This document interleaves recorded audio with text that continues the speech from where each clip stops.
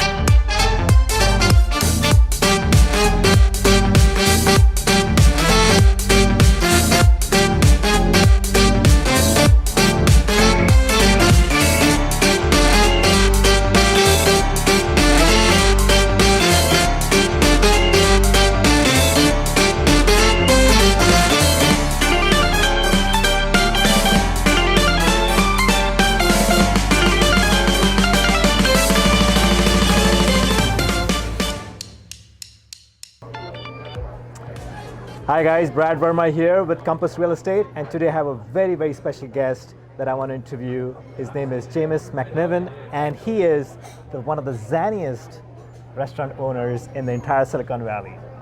Wow, that's very nice of you to say. So great to see you today. Thanks for coming absolutely, in. Absolutely. Yeah. So tell us a little bit about the restaurant. I know that this restaurant has been here for over 3 decades now. Well, almost 3 decades, yeah. And it started as just a simple white box. Yeah. It was empty, and then we started hanging some stuff, and I started exploring my whimsical side, and now we've got over 400 items hanging here. But the real secret is the people that come in. People like you, and I understand you and your daughter come in on Sundays, and yes.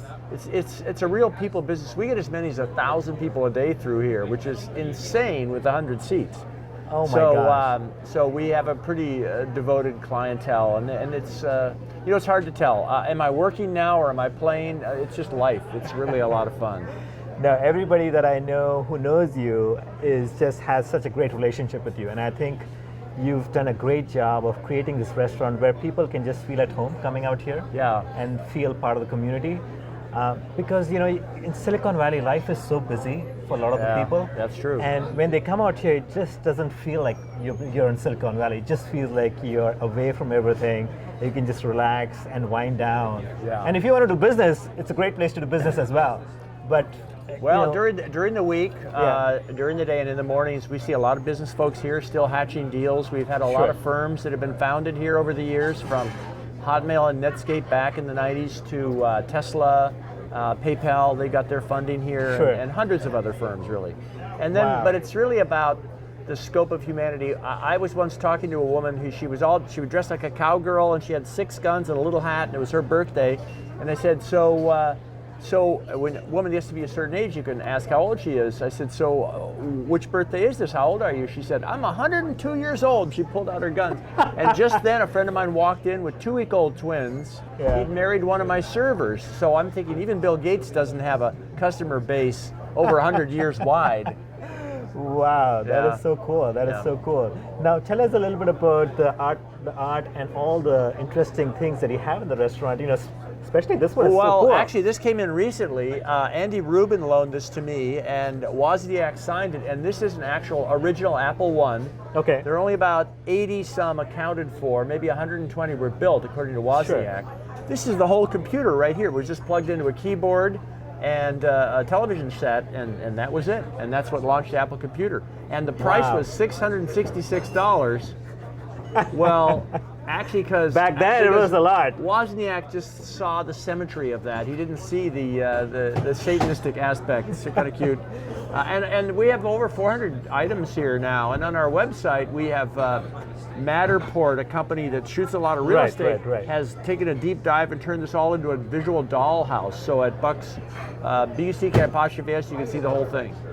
No, that's great. I have been to the website. So the website is buckswoodside.com. That's right. And you can go in there and you can see all the different artifacts that you have out here in detail.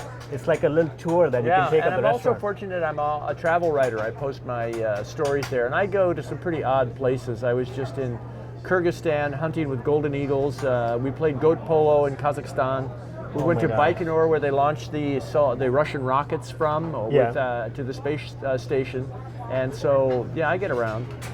Wow, that is so cool. So tell us a little bit about how did you come up with this idea to start the restaurant? And Well, I built. have you done any other restaurants? Yeah, I own parts of other restaurants. I built as a contractor a number of restaurants.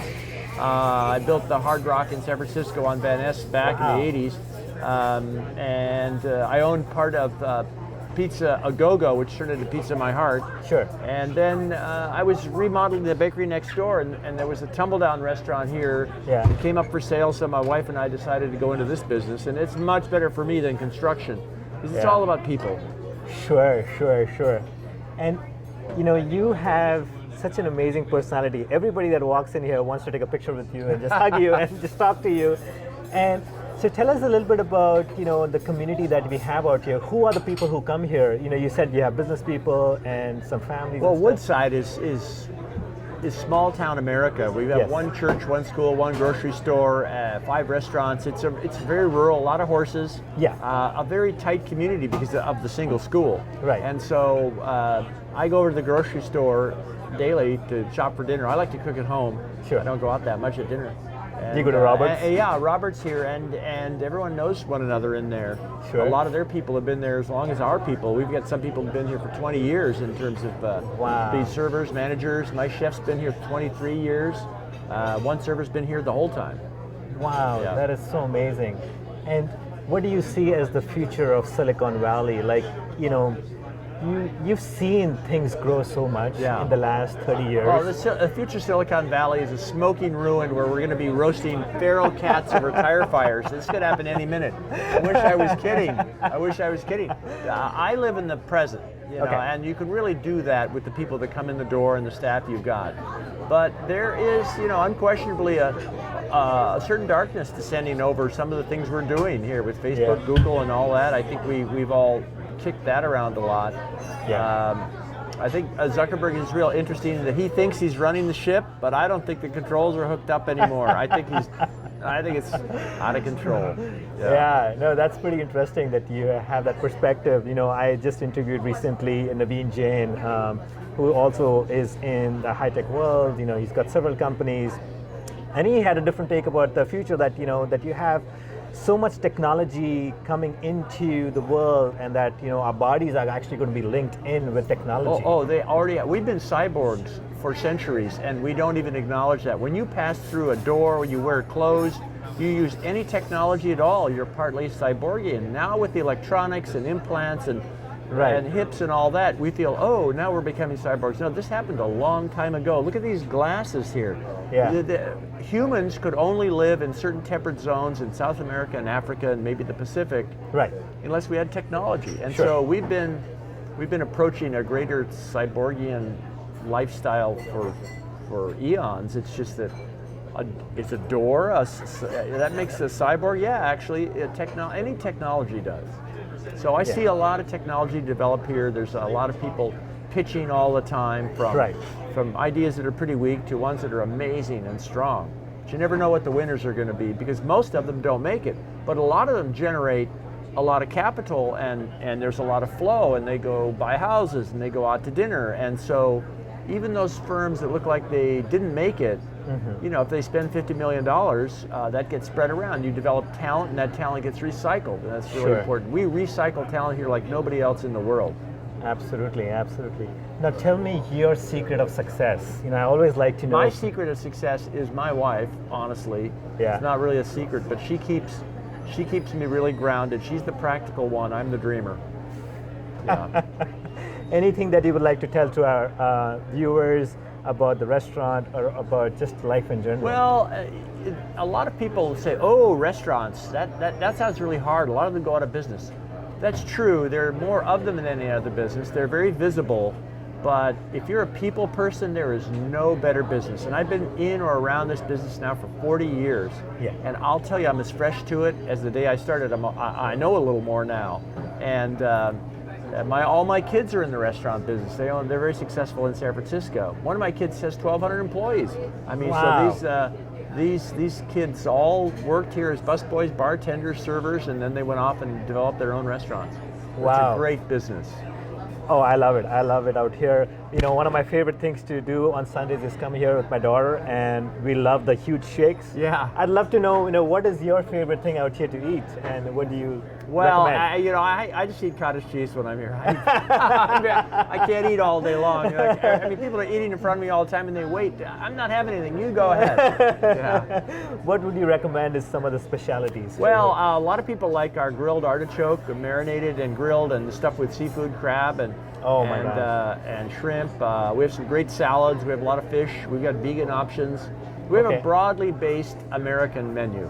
Got it. And it's great for coming in the evenings too for drinks and stuff as well, right? I mean, it's not just for breakfast or lunch. You can. Oh yeah, we got the whole Miguel here. We do breakfast, lunch, and dinner 7 days a week. That's awesome. That's awesome. Well, thank you again for your time so much. So great it's been to such a meet pleasure. you. Yeah, this is so much fun for me. Yeah, and thank you again, viewers, and we'll be back again soon. Take care. Cheers. All right, great. This was amazing. You're a great interviewer. Thank you, sir. Thank you very much. A lot much. of fun for me. Yeah. Oh, I love it.